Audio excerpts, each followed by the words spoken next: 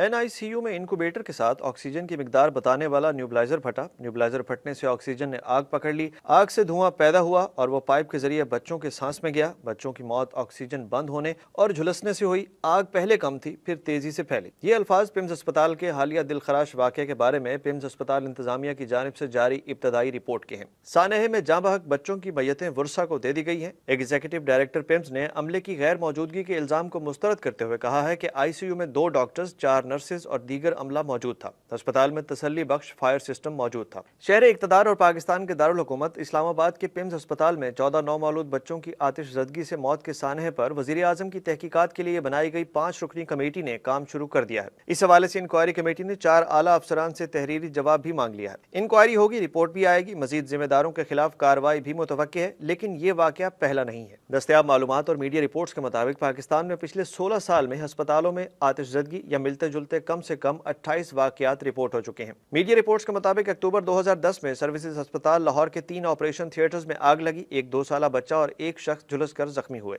नवंबर 2010 में मेयो अस्पताल Lahore emergency block के ICU में शॉर्ट सर्किट के बाद धुआं भर गया। कम अज कम 6 मरीज बेहोश हुए। जून 2012 में दोबारा सर्विसेज अस्पताल लाहौर में नर्सरी में आग भड़की। तफसीली रिपोर्ट में 7 नौमौलूद बच्चों की मौत और 9 बच्चों के जख्मी होने का जिक्र है। फरवरी 2014 में निस्तर अस्पताल मुल्तान के इमरजेंसी वार्ड के तहखाने में आग लगी और धुआं ऊपर के हिस्सों तक फैल गया। 6 मरीज धुएं से मुतासिर हुए। अगस्त 2017 में अल्लामा इकबाल मेमोरियल टीचिंग अस्पताल सियालकोट के लगेज स्टोर में भी आग भड़की और अस्पताल को खाली कराना पड़ा। जनवरी 2020 में national institute of child health Karachi के इंक्यूबेटर में आग लगने से एक नौमौलूद बच्ची जाँ बहक हो गई। 2020 में ही डिस्ट्रिक्ट हेडक्वार्टर अस्पताल रावलपिंडी और रावलपिंडी इंस्टीट्यूट ऑफ कार्डियोलॉजी में आतिशज़दगी के वाक़यात हुए। जून 2020 में सर्विसेज अस्पताल लाहौर के इमरजेंसी ऑपरेशन थिएटर में आग लगी। एक खातून जाँ बहक हुई, स्टाफ भी मुतासिर हुआ। मई 2021 में गवर्नमेंट सरदार बेगम मेमोरियल टीचिंग अस्पताल सियालकोट में वैक्सीनेशन मरकज के एक कमरे में आग लगने से 15 बच्चे मुतासिर हुए।